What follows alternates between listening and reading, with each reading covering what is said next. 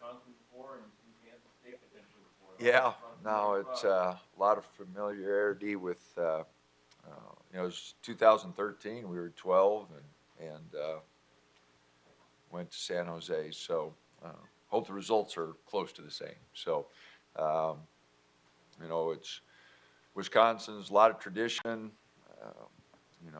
very good basketball program. We've played them twice, as you mentioned, and lost a couple close games to them. So one in Milwaukee and one in Omaha. So be interesting to see, how we bounce back from 4 days and have a light day tomorrow and a couple tough days Tuesday, Wednesday getting ready, and hopefully be ready on Friday. It being Friday, you appreciate that about the draw maybe the most, just having an extra day to. I am happy about that. We just played 4, games, and if we played on Thursday, we'd be traveling on Tuesday already. And it is finals week, so we've got a lot of things to take care of here this week. For all things considered, the 4 games we just played, finals, and just a little time to travel, I think it is good for us. Being it's in the Bay Area, any hope of kind of having a home crowd advantage to your corner? When we were there in 13, we had, pretty good support, so hopefully, it's close enough. It is Friday, so that I think helps a little bit, people maybe can get to the game. But, we had great support in Vegas, I thought.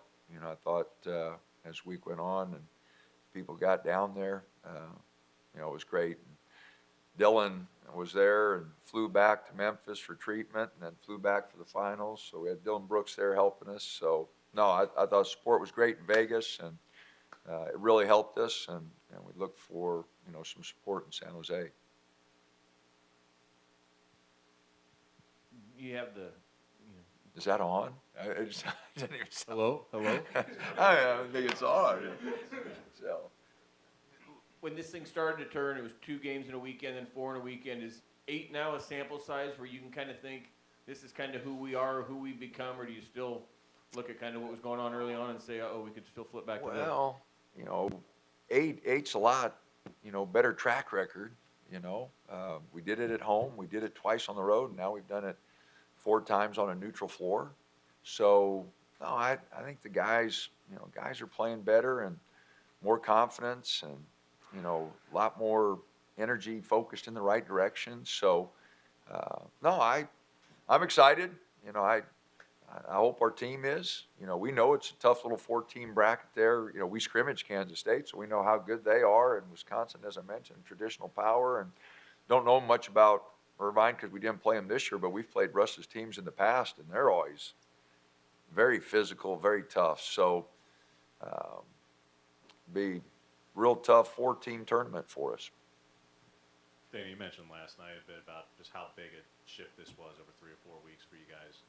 Can you compare from your perspective? I asked the players this who've been in the tournament before, but you've been in a position before where you knew you were going to be in the NCAA tournament regardless of the conference tournament. I think this is one of the first instances for you of having to win 4 games in 4 days to put yourself in that position. Just what has this journey been like from your perspective as a coach? Because 3 and 4 weeks ago, this was most definitely not possible other than doing what you just accomplished. Well, it was, I guess a tiring 4 days, for everybody. Because we had those late games, and so we get back to the hotel close to midnight, and you eat and shower, and everybody's tired, and we let them sleep in and get up and eat a real late breakfast, and you're not eating pregame till 4:30, 4 o'clock, and everything, your routine has just moved back so far. So you go 8:30, 8:30, 8:30, and then 7:30. So, I just felt tired all the time, and I think the guys, we were always trying to, come on, guys, and get your rest, and because it was 4 days, and we haven't been used to that. The other tournaments, they've all been 3 days, which tired us out enough. But this was a 4-day, so it was a little different. It was a little different, and You know, I was really pleased. I mean, I thought we played with a lot of energy last night. You know, Peyton in particular, who had played the most minutes. I mean, he bounced around like that was his first game. You know, and so proud of his dunk and everything. So, you know, I just thought our energy level was really good last night, and except for the turnovers in the first half, and we really blew a couple defensive assignments there and gave up some easy baskets. But other than that, you know, I thought we played good. We hit free throws. We cut our turnovers down the second half. So I thought we did a lot of good things. As you prepare for Wisconsin, how much does it help to have a couple of common opponents? Obviously, when you played Iowa, you still had Bowl, but you do have Stanford as a common opponent as well. Are those the most relevant games, or do you look mainly at the I don't bubble, think or? so.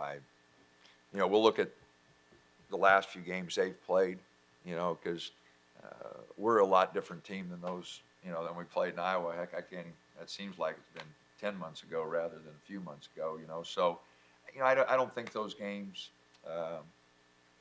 we'll look at their last set of games, you know, their conference games, the last few conference games, their tournament games, and go from there. You know, because we're a lot different team now than we were, you know, obviously a month ago. So I'm sure they're going to look at our last 8 games, and we'll probably look at their last 7 or 8.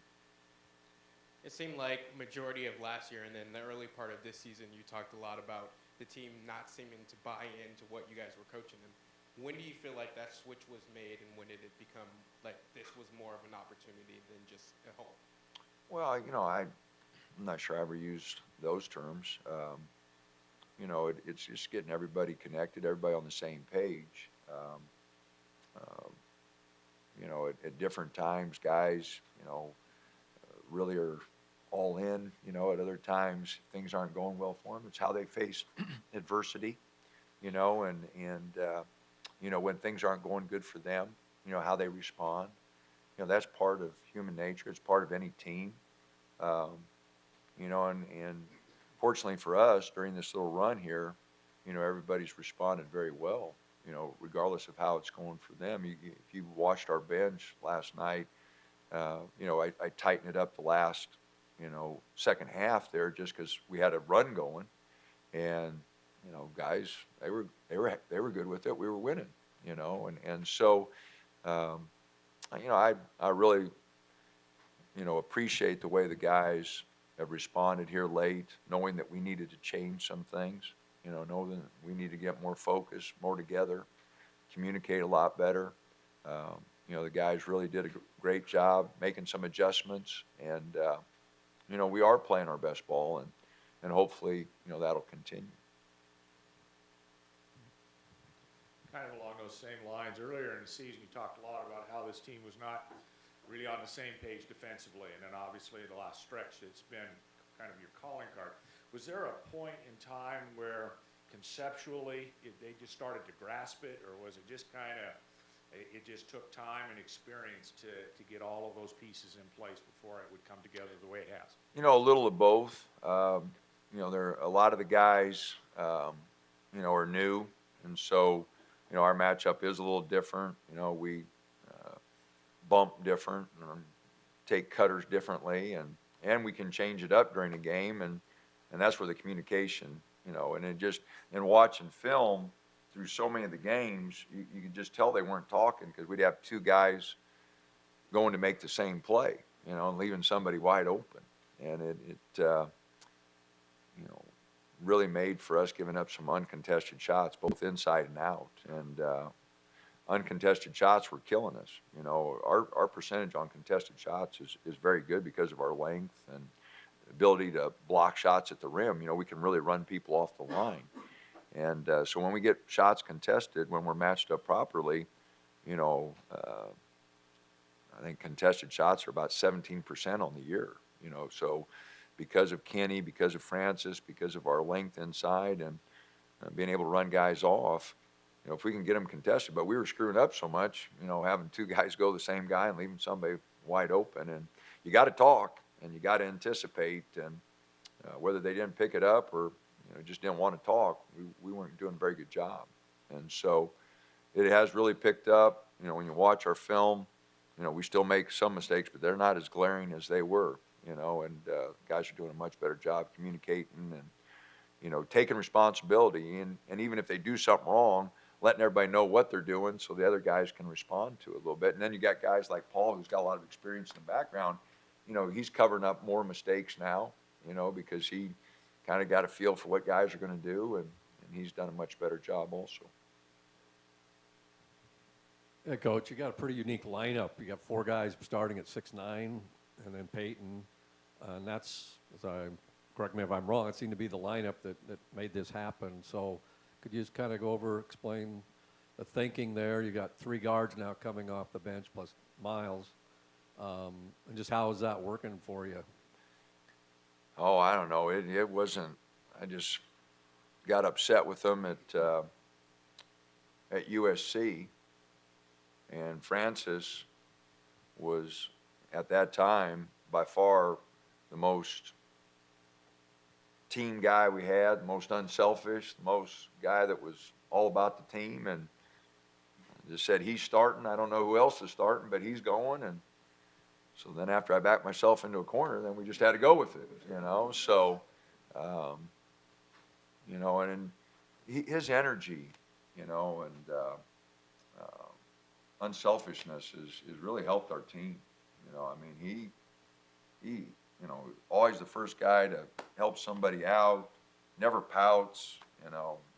I take him out there, okay, coach, what I got to do next? He just unselfish, all about the team, and that, is what we, really needed. And guys, they had to give up something of themselves so that, the team would be better, and they all have this picture of what they need to do, and sometimes that doesn't meet the picture of what the team needs done.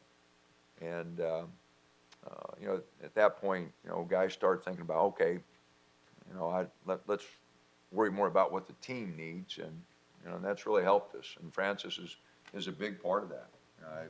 His energy, and like I said, his unselfishness, and the guys love him. They know how hard he plays. They know he's all about the team, and so he's made a tremendous difference. Lou's ankle come through fine? Yeah. I saw him in the training room earlier today, and he was getting treatment on it, but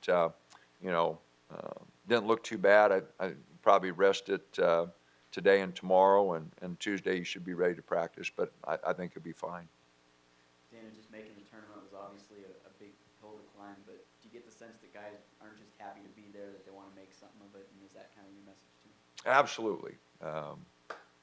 Good book, pleased but not satisfied. Good friend of mine wrote that. Pleased with what we've accomplished, but by no means are we satisfied. And I think, our guys, they know that they had a good week, and they've had a couple good weeks here, but I don't think they're satisfied. I know the coaching staff's not. We've underachieved this year. The only way to make that up is to have a great run here. And so I don't think there's anybody, satisfied with what we've accomplished. I am happy with the guys. Tremendously so. That was a great 4-day effort, and the camaraderie and the way those guys, played together. It was fun to see. And the comeback against Arizona State, we wouldn't have made a month ago. Down 9, 10 minutes to go, and I think we're down 5 with 4 or 5 minutes to go. I don't think we'd have made that. We wouldn't have got the stops. We wouldn't have got the rebounds. Senior stepped up, hit a couple big shots. So really happy for the guys, because they've really taken some steps here lately.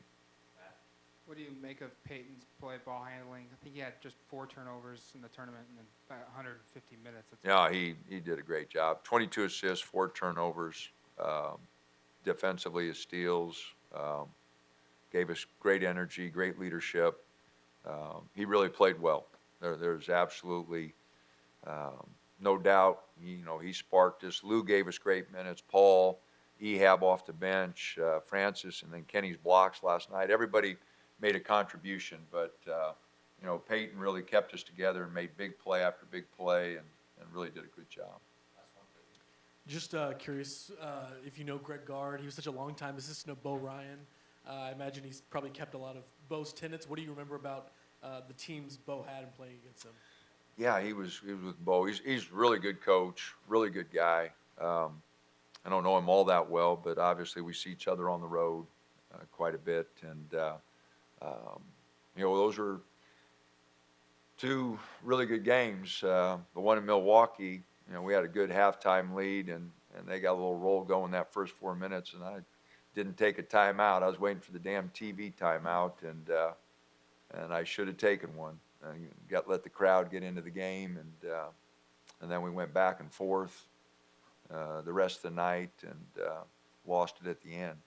The game in Omaha, I think it was a tie ball game with about 4 minutes to go, and we weren't able to hold on down the stretch. So Joe, really was good. We beaten Oklahoma State in the first round and played a good game. Remember tying it up there late, and then I think Decker hit a big shot for him. So we had two good games, both of them in the round of 32. Just came up short on both of them, and I guess we're hoping third time's a charm.